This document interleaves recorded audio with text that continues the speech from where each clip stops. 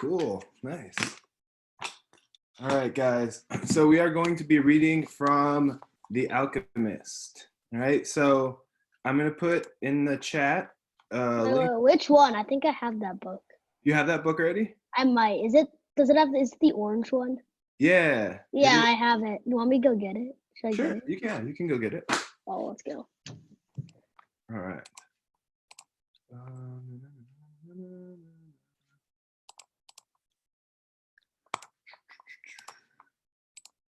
The Alchemist. All right. If you guys want to read along, I'll put in the chat a link where you can go and you can actually download the book for free in PDF.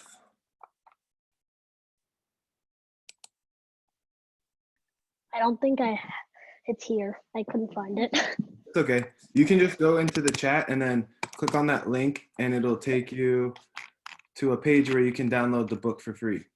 Okay.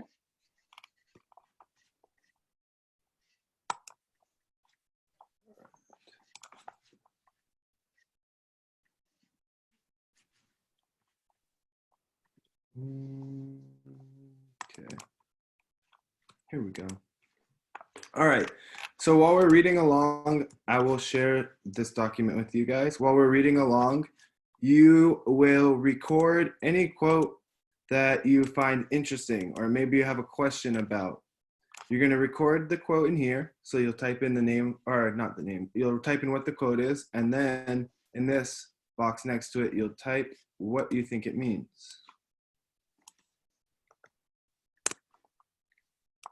So I shared a link for the Google Doc. You guys should be able to add in the chat. All right. Manage participant. All right.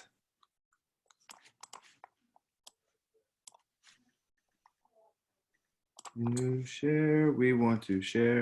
Okay, awesome.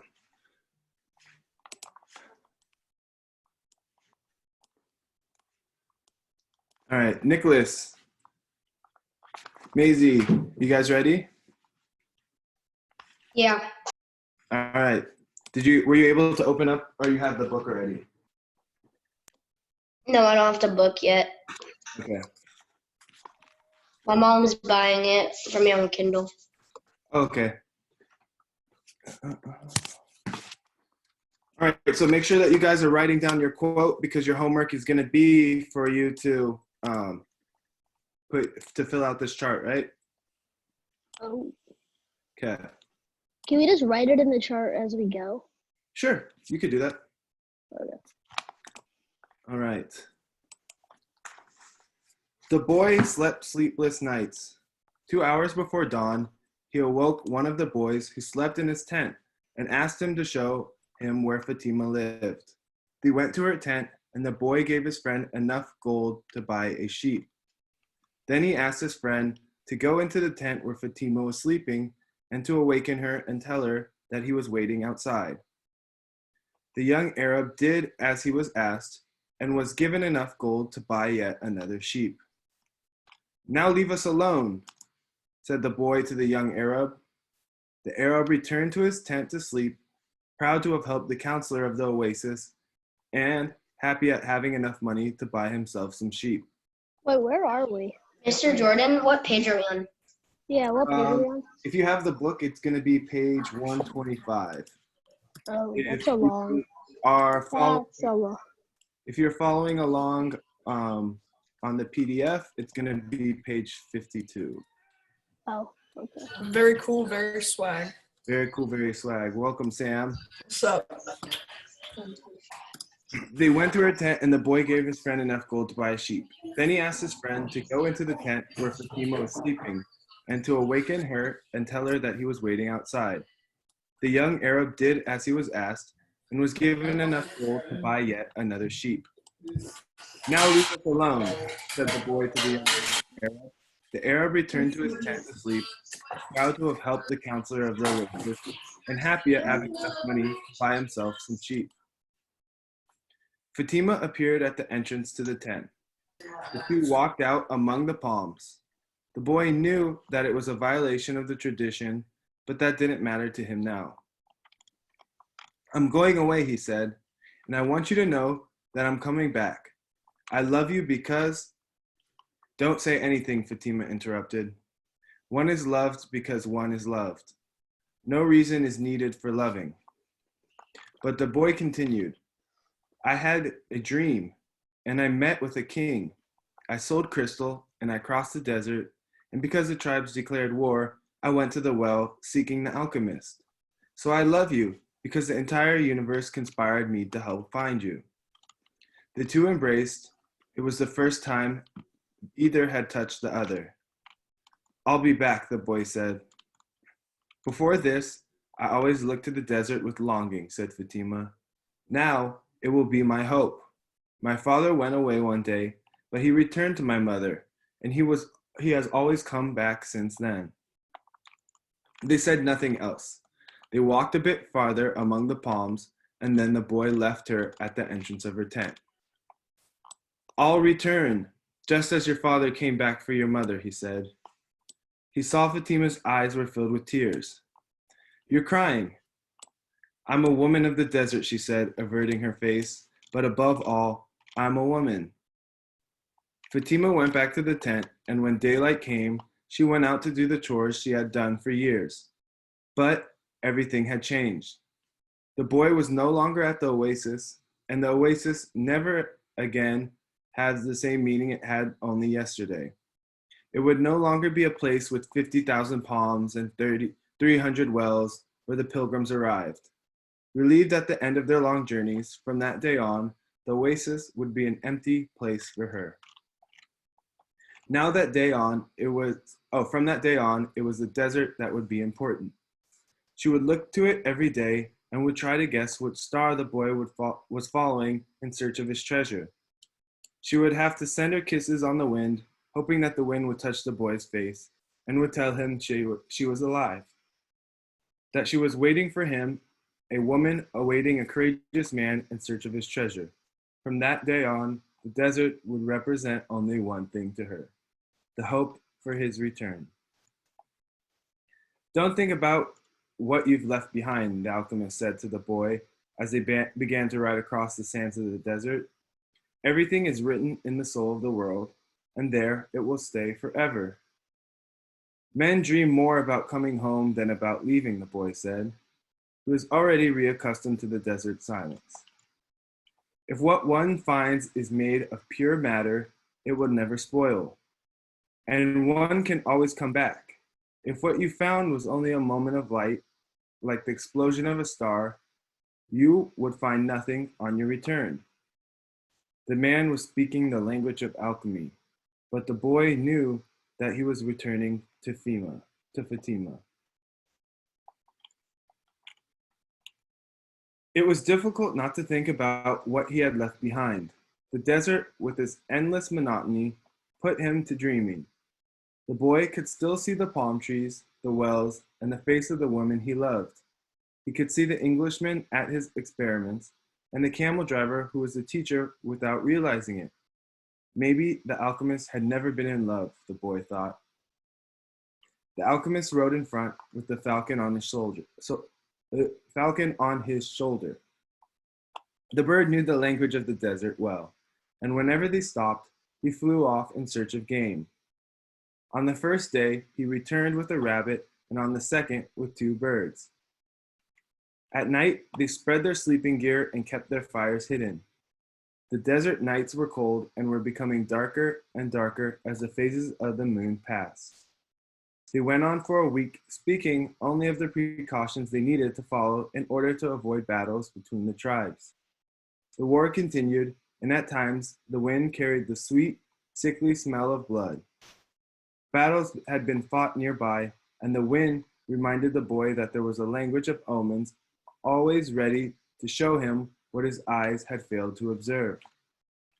On the 7th day, the alchemist decided to make a camp earlier than usual. The falcon flew off to find game, and the alchemist offered his water container to the boy. You're almost at the end of your journey, said the alchemist. I congratulate you for having pursued your destiny. And you've told me nothing along the way, said the boy. I thought you were going to teach me some of the things you know. A while ago, I rode through the desert with a man who had books on alchemy, but I wasn't able to learn anything from them. There's only one way to learn, the alchemist answered. It's through action.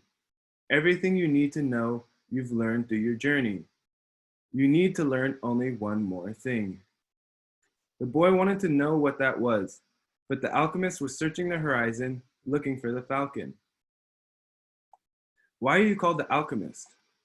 Because that's what I am. And what went wrong with the other alchemists tried to make gold and were unable to do so? They were looking only for gold, his companion answered. They were seeking the treasure of their destiny, without wanting actually to live out the destiny. What is it that I still need to know? The boy asked. But the alchemist continued to look to the horizon. And finally, the falcon returned with their meal. They dug a hole and lit their fire in it so that the light of the flames would not be seen. I'm an alchemist simply because I am an alchemist, he said, as he prepared the meal. I learned the science from my grandfather, who learned from his father, and so on, back to the creation of the world. In those times, the master work could be written simply on an emerald, but men began to reject simple things and to write tracts, interpretations, and philosophical studies. They also began to feel that they knew a better way than others. Yet the emerald tablet is still alive today. What was written on the emerald tablet? The boy wanted to know. The alchemist began to draw in the sand and completed his drawing in less than 5 minutes.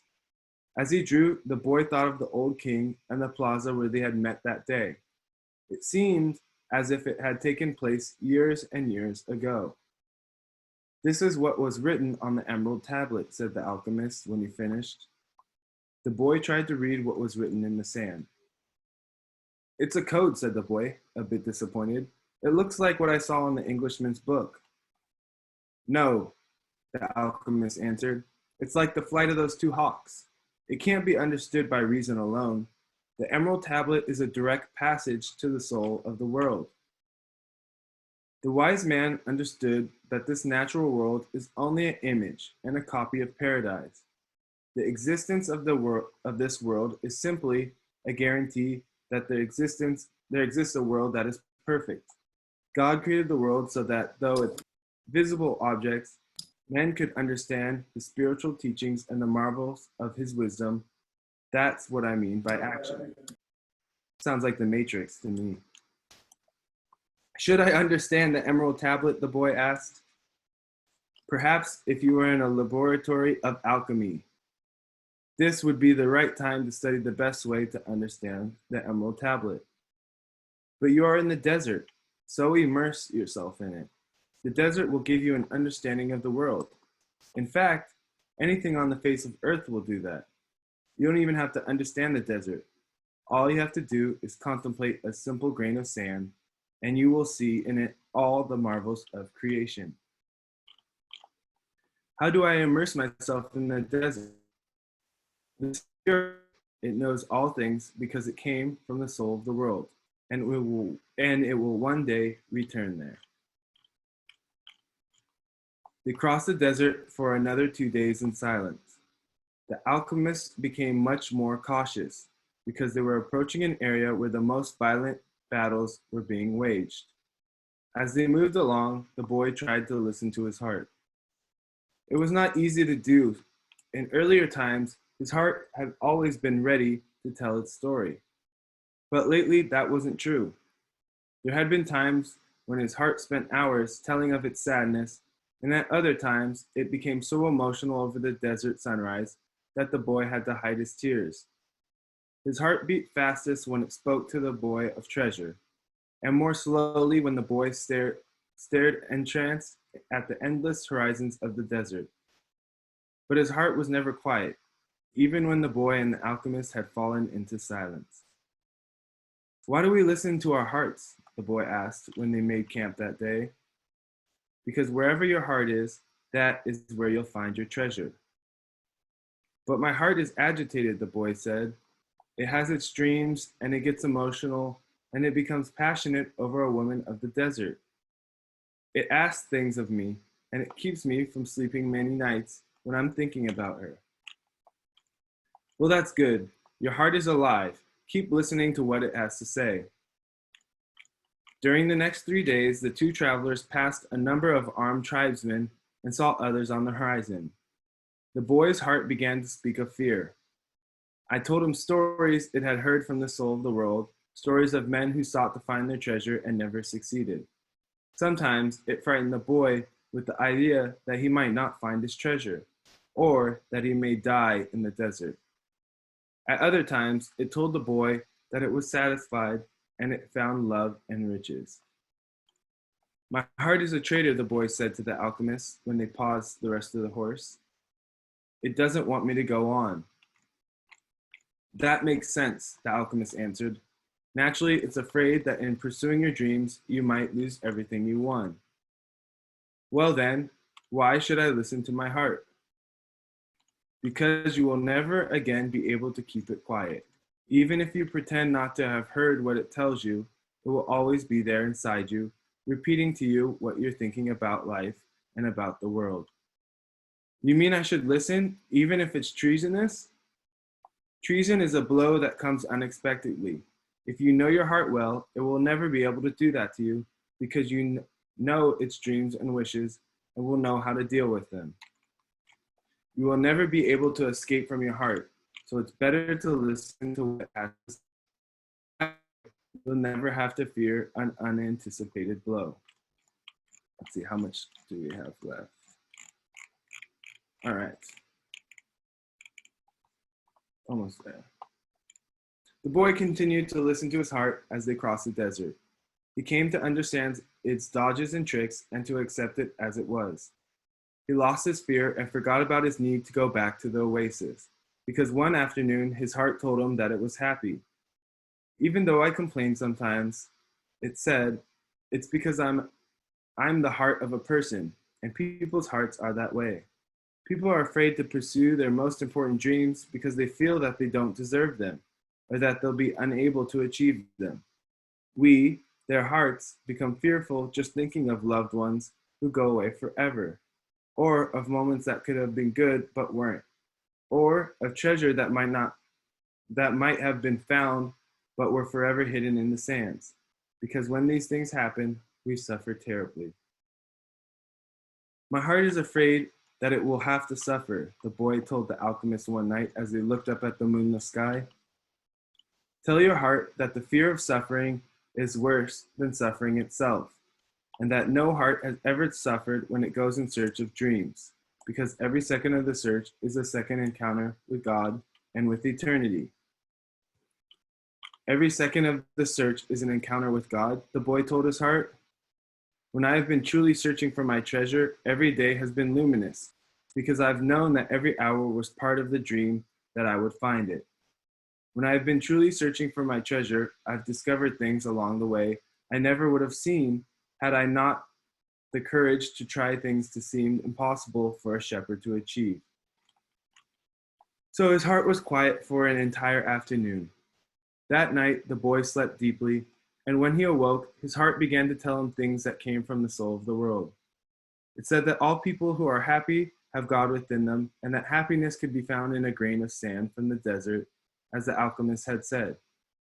Because a grain of sand is a moment of creation, and the universe has taken millions of years to create it, everyone on earth has a treasure that awaits them, his heart said. We, people's hearts, seldom say much about these treasures, because people no longer want to go in search of them. We speak of them only to children. Later, we simply let life proceed in its own direction towards its own face. But unfortunately, very few follow the path laid out for them, the path to their destinies and to happiness. Most people see the world as a threatening place, and because they do, the world turns out indeed to be a threatening place. So we, their hearts, speak more and more softly. We never stop speaking out but we begin to hope that our words won't be heard. We don't want people to suffer because they don't follow their hearts. All right, so that's going to be, let's see. Oh, we're going to read till here. So the last bit. From then on, the boy understood his heart. He asked it, please never stop speaking to him. He asked that when he wandered far from his dreams, his heart press him and sound the alarm. The boy swore that every time he heard the alarm, he heeded its message. That night, he told all of this to the alchemist, and the alchemist understood that the boy's heart had returned to the soul of the world. So what should I do now? The boy asked. Continue in the direction of the pyramids, said the alchemist, and continue to pay heed to the omens. Your heart is still capable of showing you where the treasure is. Is that the one thing I still need to know? No, answered the alchemist. What you still need to know is this. Before a dream is realized, the soul of the world tests everything that was learned along the way. It does this not because it is evil, but so that we can, in addition to realizing our dreams, master the lessons we've learned as we move toward the dream. That's the point at which most people give up. It's the point at which we say, in the language of the desert, one dies of thirst just when the palm trees have appeared on the horizon. Every search begins with beginner's luck, and every search ends with the victors being severely tested. The boy remembered an old proverb from his country. It said, the darkest hours of the night come just before the dawn. All right, so that is our reading for today. So what we're gonna do is, in the chat, there is a link to a Google Doc. When you go on the Google Doc, oh, Brady already answered, or put his in. Good job, Brady. So I'll do. I only did part of it though. Okay, so you can finish filling that in. So we'll do an example. I like, let me see. Where did it go?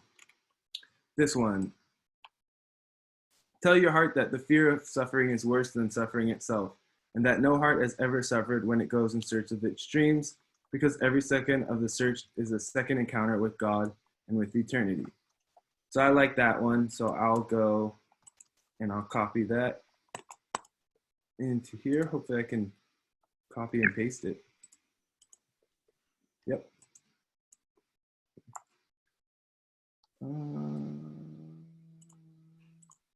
There. All right, so I got my quote in there, and then what I think it means. So I think this quote means that as long as you follow your dreams, everything that happens along the way is helpful, right? So I'm thinking, when I think about that, I think about like sports. Like let's say I want to be the record for the fastest mile time, right? Fastest mile time is like sub 5 minutes, I think. So under 5 minutes. No, it's sub 4, I think. Sub 4, right? Sub 4. Yeah. Okay, sub 4. So let's say I want to beat that. What chapter were we on? We were on, so there's no chapters in this book. Oh. So you can just go back through the reading. So like, let's say I want to beat the record for mile time. I have to run a sub 4 mile. And I train my whole life. If I train my whole life and I still don't get it, all that training that led up to it is still good, right? Even though I didn't reach my goal, I still learned something and I still got something out of it. So the most important thing is to follow your I dreams. can find the page. Everything else is important. We have an anonymous lemur and an anonymous grizzly. So in the chat, you should be able to see a link that will take you to this page. You go to download book, and then it will download the book for you. And then you will take a quote that you like, and you'll go to I have the Kindle on my iPad, but I just can't find the page that we were Okay. reading. Here. The Desert's Daddy. Who's that? Is that you? That's me. It's pretty funny though. So my point is, just in general, I know you didn't want to lecture. I wasn't trying to lecture. But Thank this you. is actually really just good to know. Is that for the next 3 Desert's months, Daddy. you're going to be hearing stuff like this, right? Martial law, this, and by the way, eventually, they Thank you, Sam.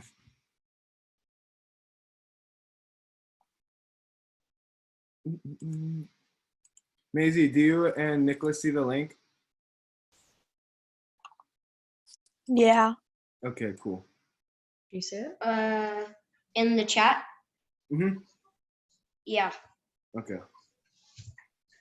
So then you can fill out your quote and what you think, and then we'll go over. You're unmuted. Tell them you don't know.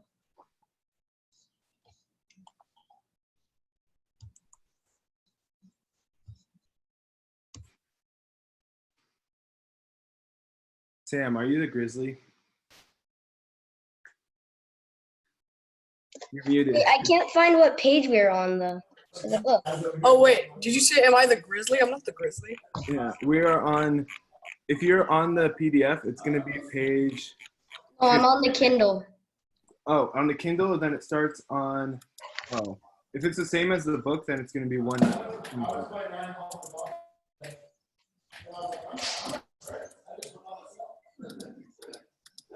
Wait, what page is it on the book? In the book, it's page 125.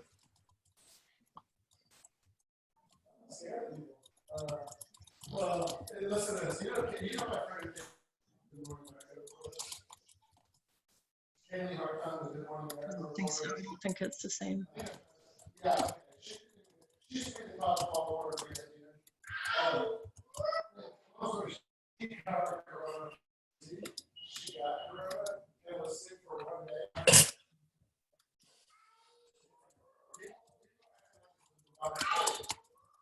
Even if you get it, you're going to be sick for 2 days. So, all right. Well, call me anytime. Call me anytime.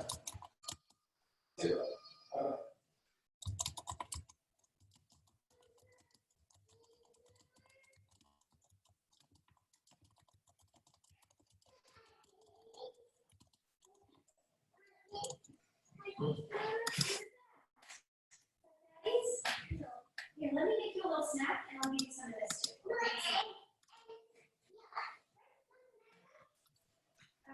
Yeah.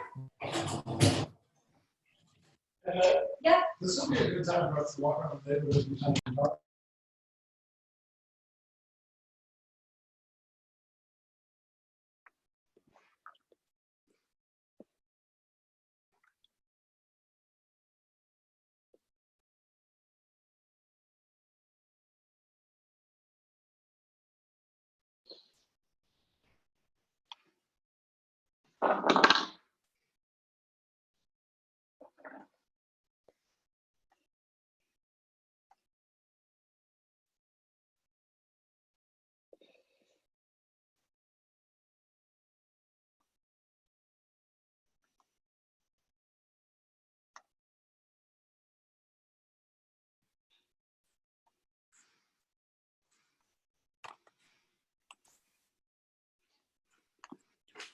You having trouble, Maisie?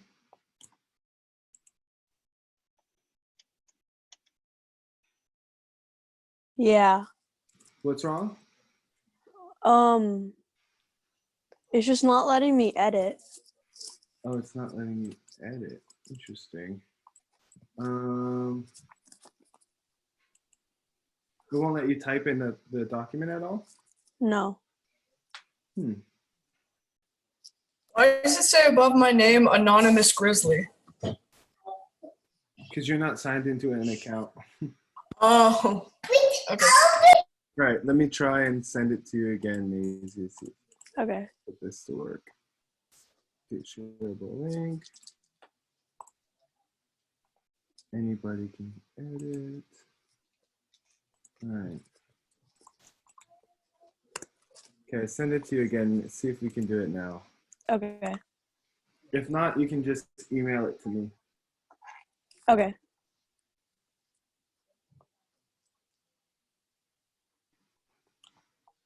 All right.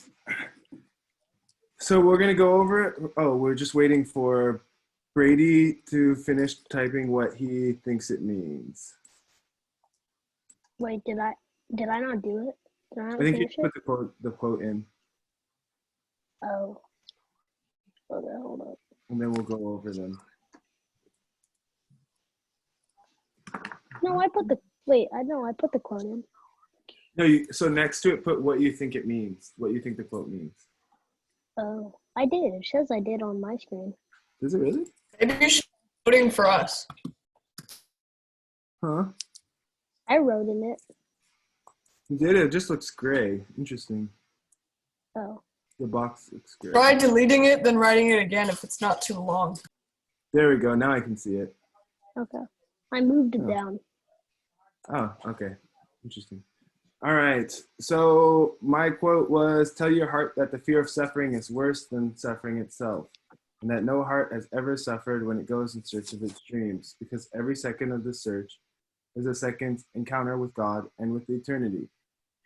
So I think it means as long as you follow your dreams, everything that happens along the way is helpful or meant to be, right? Anybody else have any interpretations or any idea what they think it means? Your quote? Mm-hmm. Sounds right to me. What do you think it means, Sam?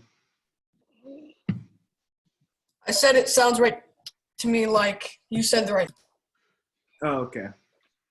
What about Nicholas? What do you think? Oh, he's muted. Nicholas, you're gonna unmute yourself.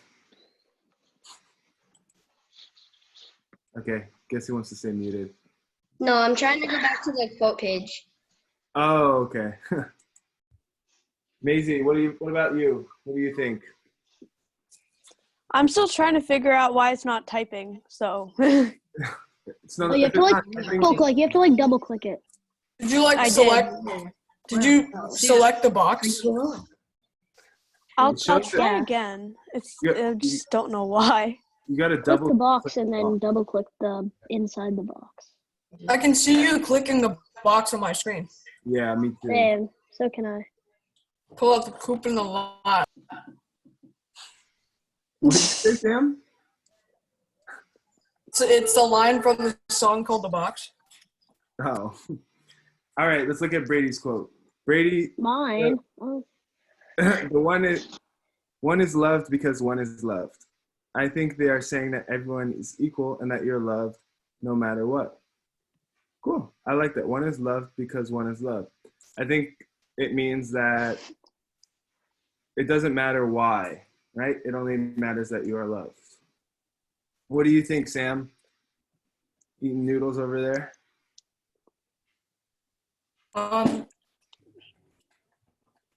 One is loved because one is loved. I think it means what it means because if one is loved is like an answer. So it's like why are you so happy? And it's like because I am loved. So the answer to one is loved is because one is loved. So being loved is the answer to life? No, it's just the answer to a question someone might ask you. Interesting. And not your dad, aka not what did you call it? Desert's dad? Sam said the failures were only looking for gold, not their destiny. What do wait, you I think it can't means? see his quote. Oh, no, I can't. Because you got to Never mind. unclick No. out the box. Yeah, I got it. What do you think it means, Sam?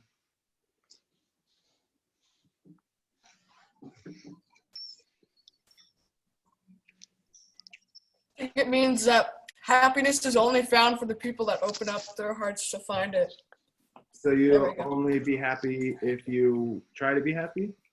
That's pretty big brain. If you're yeah, if you're not trying to be happy, then you won't be happy. That is pretty big brain. Nice. I like it. I have such a big I brain. definitely agree with that. I think if you spend a lot of time thinking about negative things, then you're gonna have a sad life. My quote was originally, if one, never mind. But my quote was something else. I saw what it was originally. And then Nicholas, Yeah. they were looking for only gold. So you did the same one as Sam. Wow, Nick. Wow. That's okay. No, it's okay. I want to I hear. didn't do it on purpose. I just found it. I want to hear what Nick thinks it means. So explain it to us. I think it means that well, they were only looking for gold, and they thought that was their only prize, that was their only possession, their prized possession that they were really trying to go for, but it really wasn't.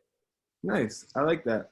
I like that quote because it kind of goes along with mine. It's like kind of similar where you're focused on the end goal, but then really a lot of the stuff that you win or the prized possessions are what happens along the way.